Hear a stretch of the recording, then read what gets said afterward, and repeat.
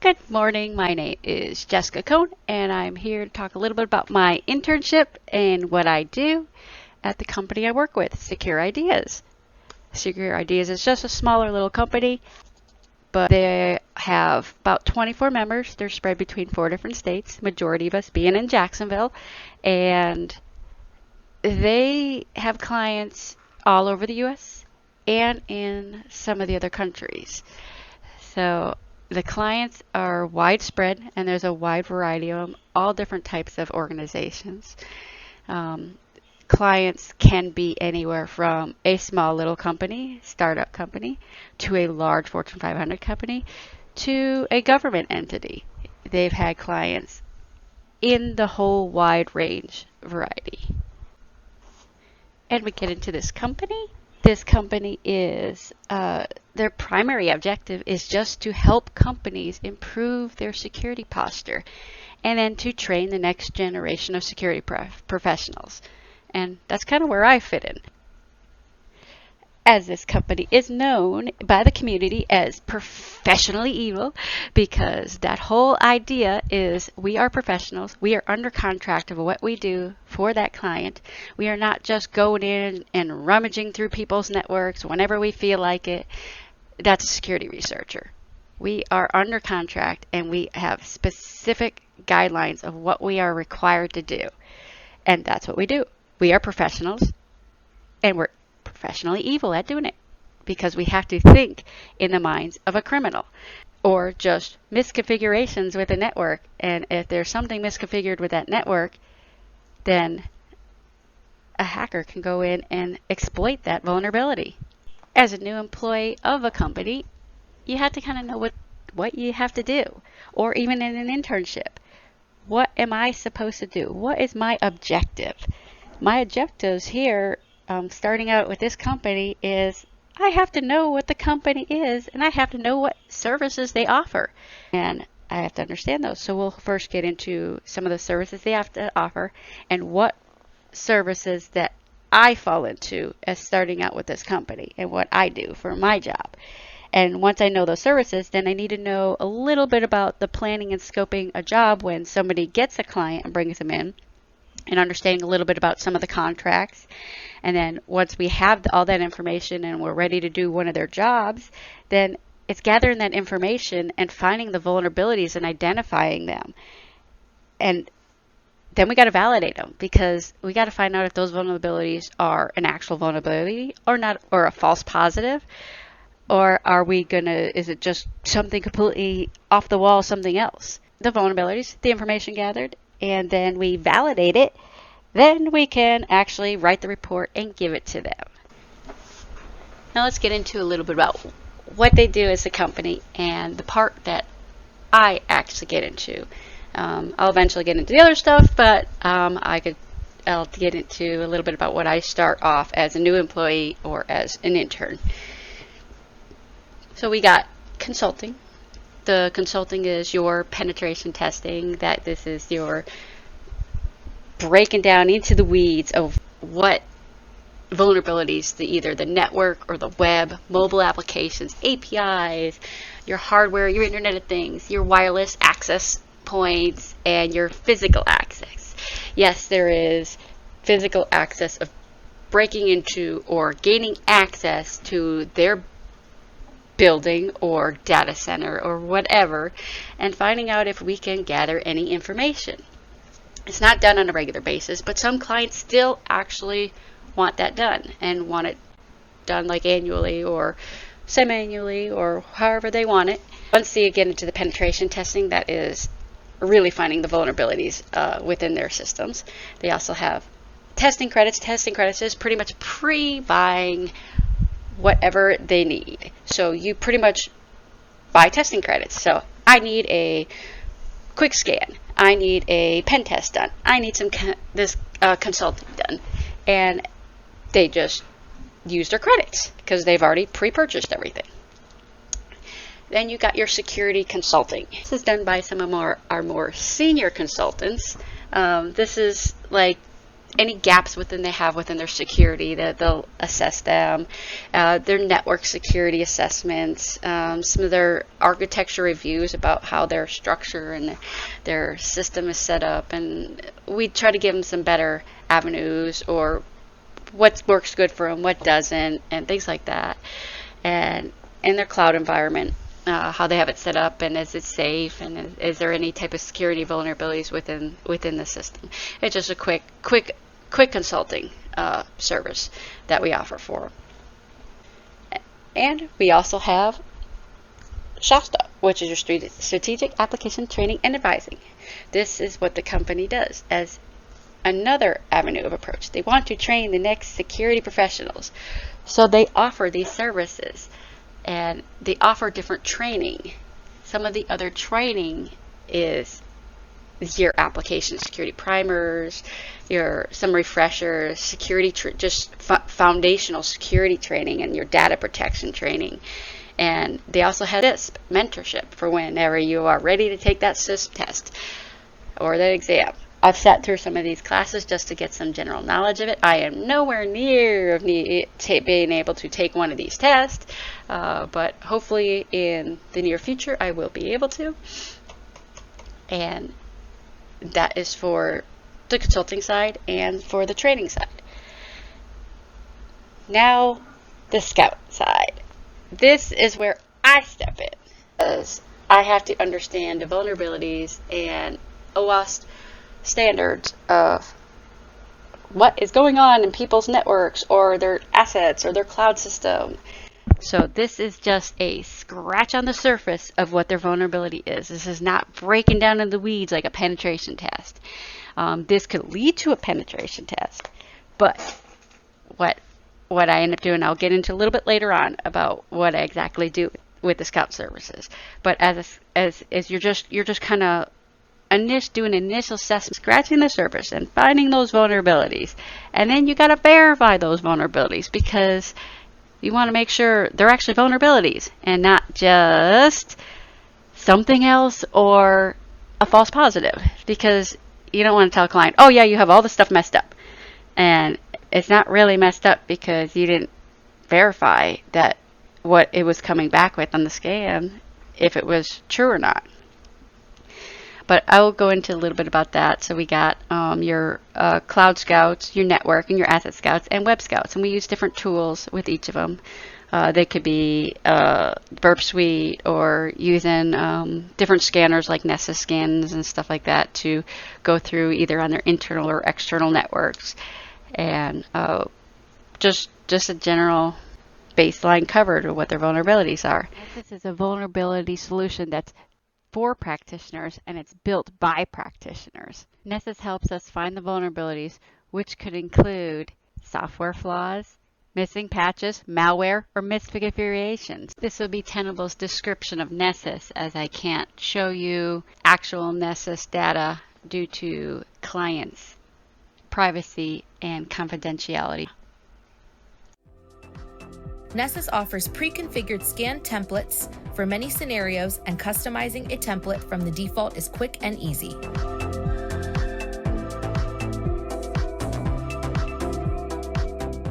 By using simple checkboxes to customize the discovery options to use in your scan, as well as the various types of assessment to be performed, you can be ready to begin in no time. Once the scan is completed, you can access the results organized by host or by type of vulnerability, and you can see a list of suggested remediation. Some scans will even include live results, where the existing scan can be evaluated against newly discovered vulnerabilities to give estimates of updated risks without repeating the entire scan.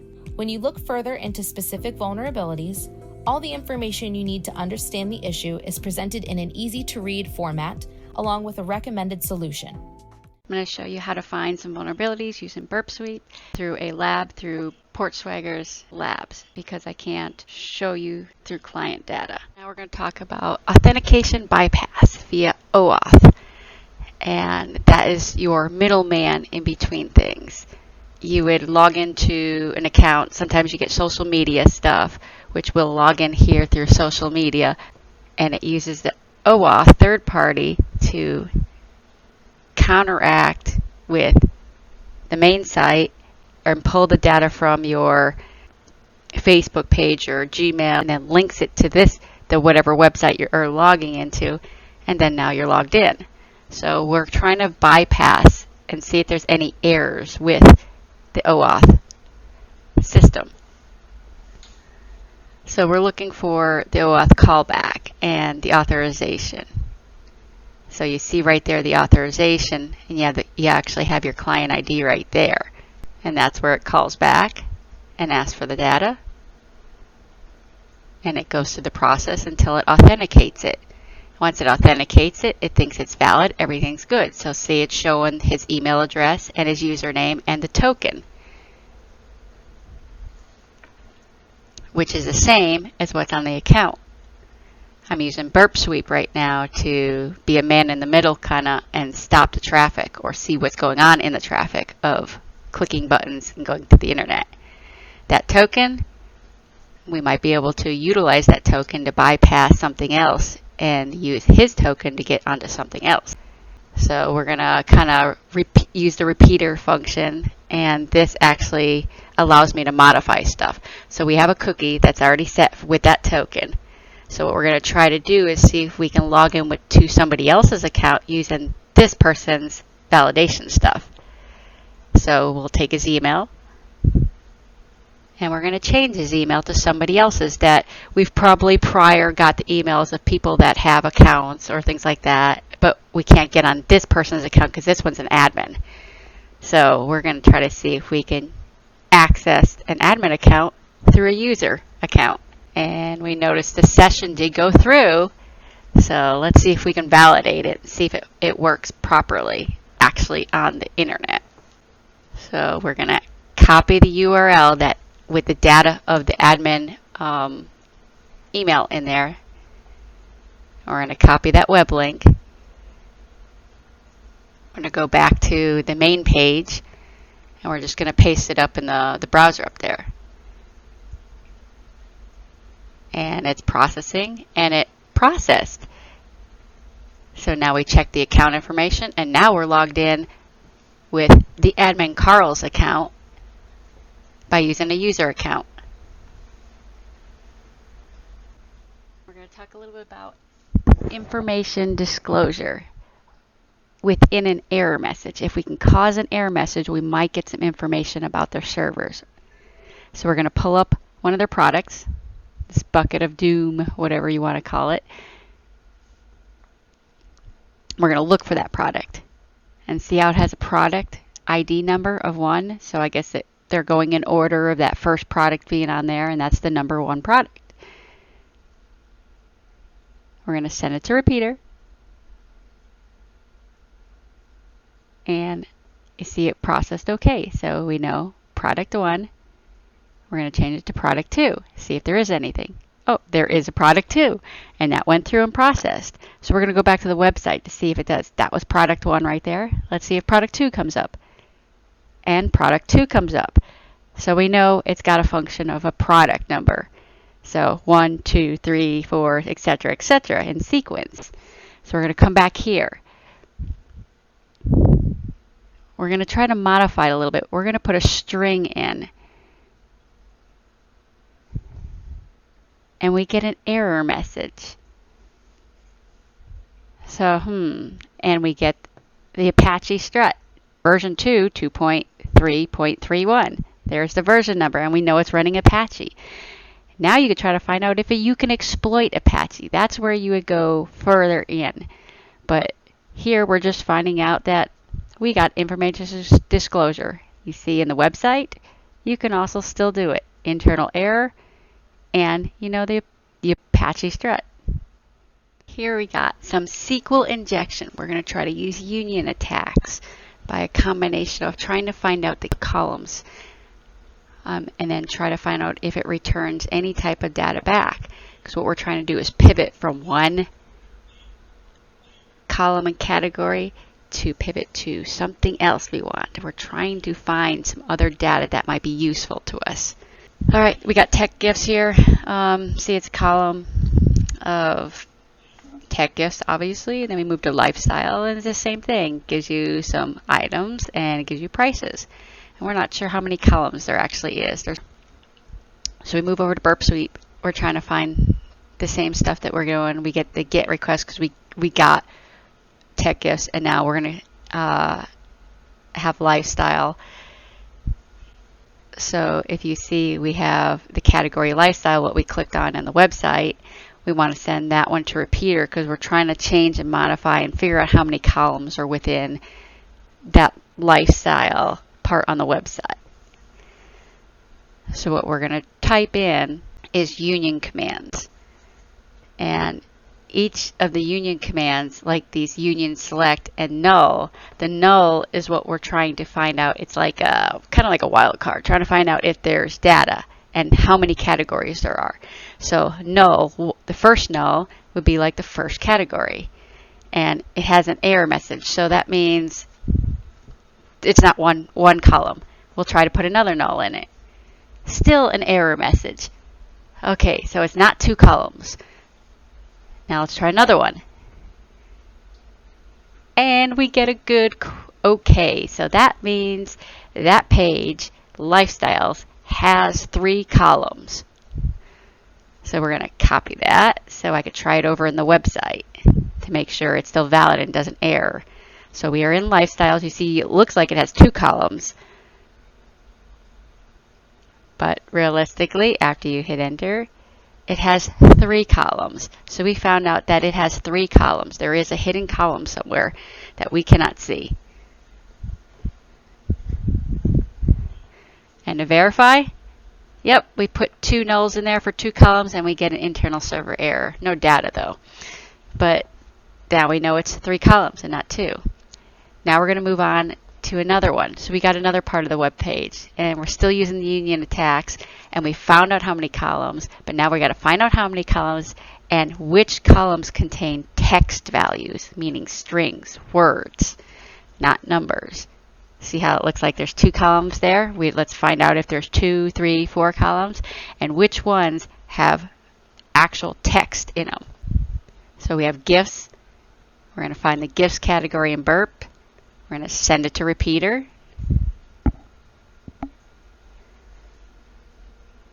Send the request. Everything still goes good. Everything's processing. The session cookies are still good. So let's get those union commands in there. And we got gifts. We're just going to go straight to the website because we already know it processes.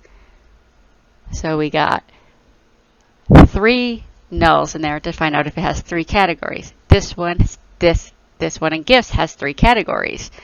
So they want us to use this specific string to find out if it has text in it. So we're going to use this string, but in reality you can use anything you want, A, B, C, D, E, F. You could just type any type of words in there. So what we're going to do is replace the null with an actual text and see if that specific column has any text authorization to write in. And you see it gets an error message.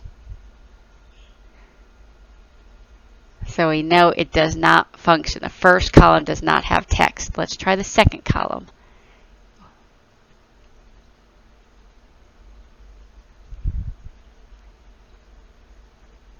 And the second column processes. If you see down at the bottom, we have text. Now we're moving on to finding out that data with the text in it. So we got pets right here, and we're doing the SQL injection and trying to find out the tables and find out if we could pivot to another column, another chart, another information from this one.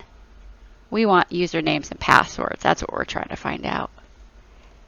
So it looks like there's 2 columns in there. You have your header and then your description. So we move into pets. And we go to repeater, send to repeater. And you could do all your commands from here. You see everything processed, everything is still good. So we're going to move back to the web page because we know everything seems to function on the web page. So instead of doing the commands through repeater or through repeater burp and here, we'll just type it in here. All right, so we got we're going to try 3 categories. Let's see if there's a 3 in this one, in pets. No, error. So that means there isn't 3 categories. So there's not. So let's delete one and see if there's only 2 categories, since physically it looks like there's a header and some description, and it processes. So that means there's only 2 columns. So what we're going to try now is we're going to try to see if there's text in the columns. So we put our string in, and oh, we got ABC in there, and it functioned. It's good.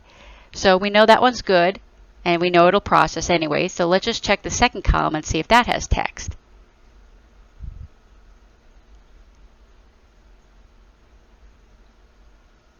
DEF. Now we see if DEF processes. Yep, we got DEF. Now we got text in 2 columns.